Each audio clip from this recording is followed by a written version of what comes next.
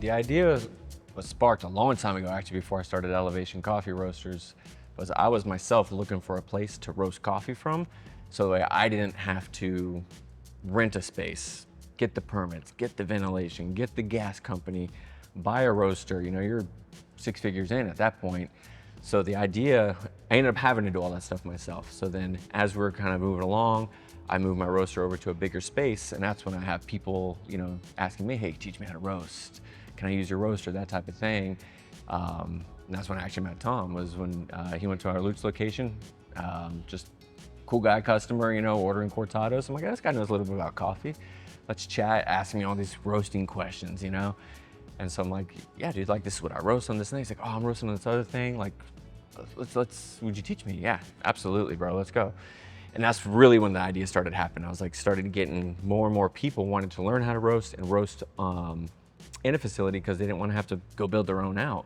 And that's when he was like, bro, let's do this as a business. I'm like, are you for real? I mean, I think there were multiple times where Jonathan and I sat at his coffee shop and discussed the potential of an idea like this. Like, what could we do with this? How could we make our names relevant in the coffee world? Like, what can we bring to the coffee world, and what opportunities can we bring to other people who are looking to get into the coffee world? And so we had like multiple conversations, and it started out as like, let's get a small little spot, let's get a small roaster in there, and let's create a white label. And then it snowballed into, well, how do we create opportunities for other people? Because we sit with you know, friends of ours, and they're like, I need a place to roast coffee, or I want to get into coffee. How do we create an opportunity for those people? And then we're like, well, what if we had a little bit bigger of a space, and then we allowed people to come in and roast there, and we charge a small fee to cover costs, whatever it may be. And then we just kind of fell into this snowball effect where it kept getting bigger and bigger and bigger, and we saw the opportunity, and we had a building, and we were like, this could be all of Florida. For me, it's coming together to create people to individually do things. It's like the old adage of like, I could feed you for a day, but you'll be hungry tomorrow. I'll teach you how to fish, you're hungry for life. That's kind of where this comes from. But there's many people we realize that don't want to maybe roast. Maybe they just want to open a cafe. We want to provide that for you. We have equipment that you can train on. We will have the coffee. We can provide it for you then. We can say, hey, we'll roast for you, we'll white label for you. Again, at the end of the day, it really comes down to, we just want better coffee out there for everybody so they can have that experience like that we've talked about before. Like, coffee is more than a cup, you know? I think the biggest mission for us is creating a culture in Florida that elevates everyone.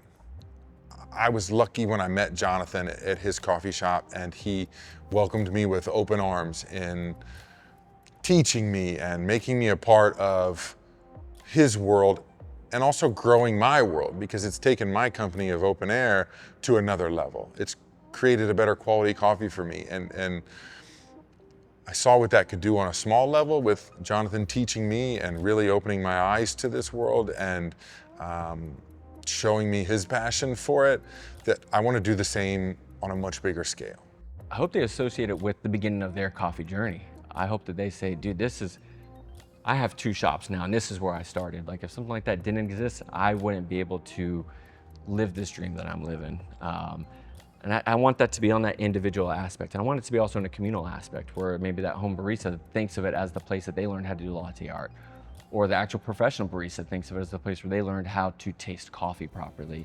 That's really what I want it to be thought of 5 years from now, 10 years from now, dude, 20 years from now, when I'm potentially a grandpa. I want my grandkids to come in here and think of this as the community hub for the Southeast, you know, for coffee. To be something we create that allows people to do better than we did in this industry. So, I mean, that's why it's important to me, and that's why we built this home, you know, for people to come and do that, and that's why it's important to us. We just want to make it better.